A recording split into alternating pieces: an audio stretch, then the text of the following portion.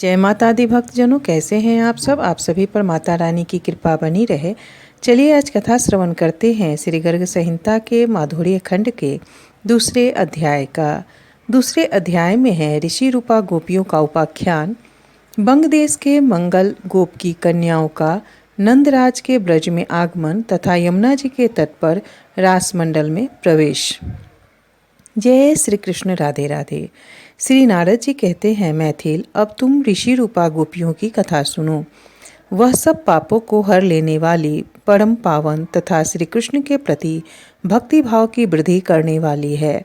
बंग देश में मंगल नाम से प्रसिद्ध एक महामनस्वी गोप था, जो लक्ष्मीवान, शास्त्र ज्ञान से संपन्न तथा 9 लाख गौओं का स्वामी था। मिथिलेश्वर उसके 5000 पत्नियां थीं। किसी समय दैवयोग से उसका सारा धन नष्ट हो गया। चोरों ने उसकी गौओं का अपहरण कर लिया। कुछ गौओं को उस देश के राजा ने बलपूर्वक अपने अधिकार में कर लिया। इस प्रकार दीनता प्राप्त होने पर मंगल गोप बहुत दुखी हो गया। उन्हीं दिनों श्री रामचंद्र जी के वरदान से स्त्री भाव को प्राप्त हुए दंडकारण्य के निवासी ऋषि उसकी कन्याएं हो गए। उस कन्या समूह को देखकर दुखी गोप मंगल और भी दुख में डूब गया और आधी व्याधि से व्याकुल रहने लगा। उसने मन ही मन इस प्रकार कहा। मंगल बोला, क्या करूं, कहाँ जाऊं, कौन मेरा दुख दूर करेगा। इस समय मेरे पास न तो लक्ष्मी है, न ऐश्वर्य है, न कुटुंबी जन है और न कोई बल ही है। हाय, धन के बिना इन कन्याओं का विवाह कैसे होगा।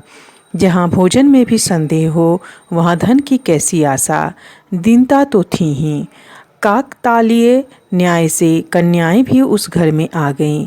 इसीलिए किसी धनवान और बलवान राजा को ये कन्याएं अर्पित करूँगा, तभी इन कन्याओं को सुख मिलेगा।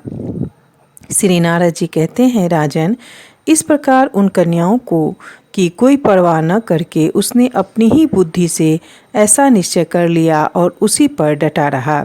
उन्हीं दिनों मथुरा मंडल से एक गोप उसके यहाँ आया। वह तीर्थयात्री था। उसका नाम था जय। वह बुद्धिमानों में श्रेष्ठ और वृद्ध था। उसके मुख से मंगल ने नंदराज के अद्भुत वैभव का वर्णन सुना। दीनता से पीड़ित मंगल ने बहुत सोच विचार कर अपनी चारू लोचना कन्याओं को नंदराज के ब्रजमंडल में भेज दिया।